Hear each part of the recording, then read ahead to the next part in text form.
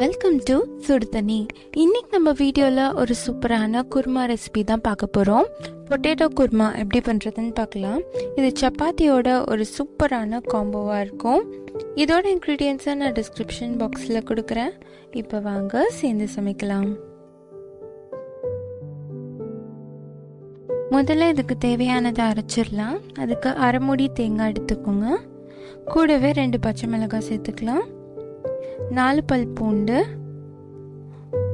1 inch அளவு இஞ்சி சேர்த்துக்கலாம். அதோட 1 டீஸ்பூன் சோம்பு. இப்போ இது நல்லா மையாக அரைச்சிருங்க.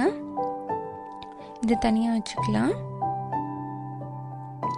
ஒரு கடாயில் 1 டேபிள் ஸ்பூன் எண்ணெய் சேர்த்துக்கோங்க. எண்ணெய் சூடானதும் வாசத்துக்காக 1 பிரிஞ்சி இலை, 1 பட்டை, 2 கிராம்பு சேர்த்துக்கோங்க.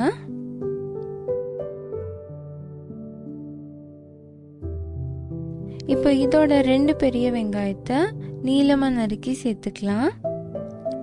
இது நல்லா வதங்கினதுக்கு அப்புறமா இது கூடவே தக்காளியும் சேர்த்துருங்க. 2 தக்காளி எடுத்திருக்கேன் பழமா. இதுக்கு தேவையான அளவு உப்பு 1 டீஸ்பூன் சேர்த்துருக்கேன்.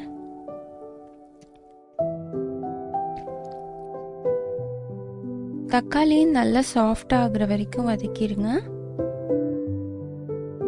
வதங்கினதும் 1/2 டீஸ்பூன் மஞ்சள் தூள்,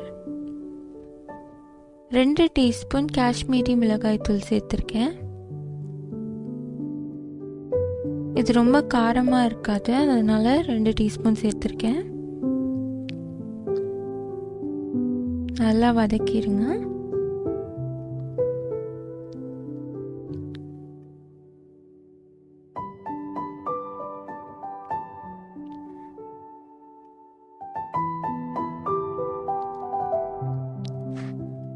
எண்ணெய் நல்லா பிரிஞ்சு வரணும், அந்த அளவுக்கு இதை வதக்கிட்டு நம்ம அரைச்சி வச்சிருக்க பேஸ்டையும் இதோட சேர்த்துக்கலாம்.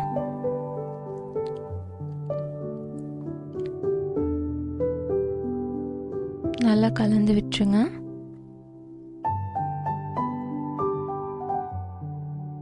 இப்போ இதுக்கு தேவையான அளவு தண்ணி சேர்த்து இது நல்லா கொதிக்க விட்டுறணும்.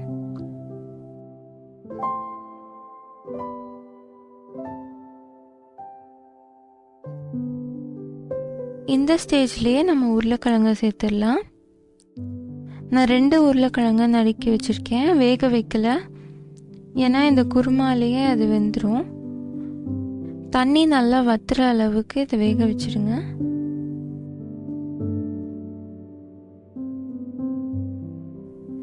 இது கொஞ்ச நேரம் ஆகும், அட்லீஸ்ட் 15 மினிட்ஸ் தான் ஆகும், ஏன்னா உருளைக்கிழங்கு வேகணும். எவ்வளோ நேரம் கொதிக்குதோ அந்த அளவுக்கு உங்களுக்கு டேஸ்ட்டும் நல்லாயிருக்கும். அப்பப்போ அடி பிடிக்காமல் கிண்டி விட்டுட்டே இருங்க.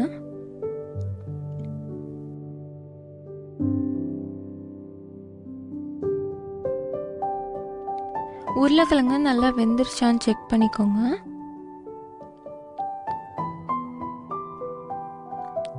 வெந்திருந்துச்சுன்னா இதை நம்ம இறக்கிடலாம்.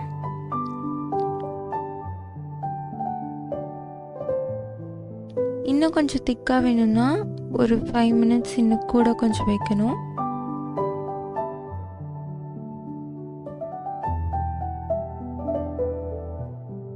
இப்போ லாஸ்ட்டாக நான் கசூரி மேத்தி சேர்க்குறேன். கொத்தமல்லி இலை இருந்தால் நீங்கள் அதை சேர்த்துக்கோங்க. ரெடி ஆயிடுச்சு. ரொம்ப டிஃப்ரெண்ட்டாக, சப்பாத்திக்கு ரொம்ப டேஸ்டியாக இருக்கும். பூரியை விட இது சப்பாத்திக்கு ரொம்ப நல்லாயிருக்கும். கண்டிப்பாக நீங்களும் வீட்டில் ட்ரை பண்ணி பாருங்கள். இந்த வீடியோ உங்களுக்கு பிடிச்சிருந்தா லைக் பண்ணுங்கள். சுடுதண்ணி சேனலுக்கு சப்ஸ்கிரைப் பண்ணுங்கள். தேங்க்யூ.